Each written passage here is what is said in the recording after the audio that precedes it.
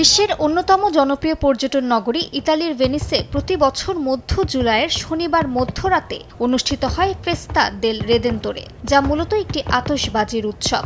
প্রায় ৩০ মিনিট ধরে চলে এই বর্ণিল আতশবাজির প্রদর্শনী। গ্র্যান্ড ক্যানেল আর সেন্ট মার্কস এলাকা আলোর ঝলকে হয়ে ওঠে অপরূপ। পর্যটকের ভিড়ে জমে ওঠে পুরো শহর। এতে বাড়ে হোটেল, রেস্তোরাঁ ও স্থানীয় ব্যবসা বাণিজ্য। খুশি প্রবাসী বাংলাদেশিরা। উৎসবে পর্যটকদের সঙ্গে যোগ দেন প্রবাসী বাংলাদেশিরাও। প্রায় 450 বছর আগের পুরানো এই ঐতিহাসিক ফেস্টিভ্যালটি দেখতে এসেছি। আতশবাজি অনুষ্ঠানে আমার বন্ধুদের সাথে ঘুরতে আসছি, দেখতেছি, খুব এনজয় করতেছি। এখানে হাজার হাজার দর্শক। গ্রীষ্মকালে ইউরোপের অনেক দেশে অগ্নিঝুঁকির কারণে আতশবাজিতে থাকে বিধিনিষেধ। তবে ভেনিসের প্রদর্শনী হয় পানির ওপর থেকে, তাই নিরাপত্তা ঝুঁকি নেই এখানে। ক্যানেলের তীর আর নৌকা থেকে লাখো দর্শক উপভোগ করেন এই আয়োজন। রাতের অন্ধকারে পানিতে প্রতিফলিত হয় রঙিন আলো, সৃষ্টি করে এক অনন্য সৌন্দর্য। এ দৃশ্য দেখতে প্রতি বছর ছুটে আসেন বিশ্বের নানা প্রান্তের অসংখ্য পর্যটক।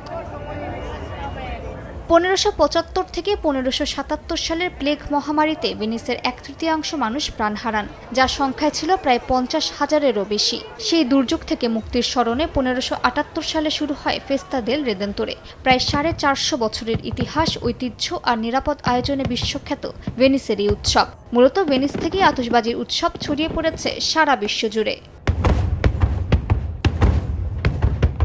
সময় সংবাদ, ইতালি।